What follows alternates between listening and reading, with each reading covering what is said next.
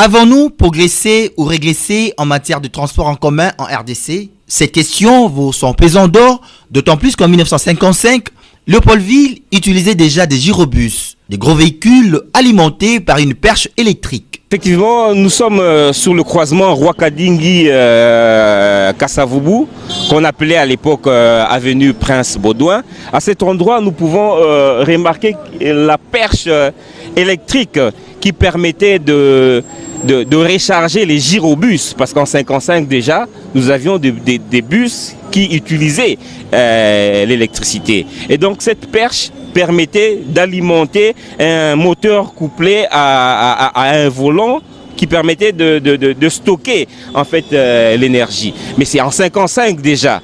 Nous avions des bus électriques. Et donc au jour d'aujourd'hui, on ne peut plus se vanter d'avoir des transports en commun ordinaires. On devrait plutôt parler des trams, on devrait plutôt parler des TGV, on devrait plutôt parler des Thalys.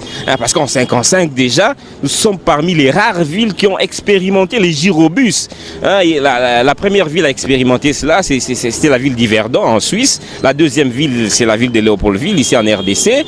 Et la troisième ville, c'est la ville de Gand en Belgique. Et donc, à chaque 2 km, nous avions cette perche qui permettait à ce que le bus soit rechargé, parce que ces bus avaient une autonomie de 6 à 10 km. Et donc, à chaque 2 km, le bus s'arrêtait sous cette perche, et au bout de 3 minutes, le bus était rechargé. Et donc, nous avons fortement reculé. Et je profite de cette occasion pour demander au ministère du Tourisme de pouvoir conserver cette perche.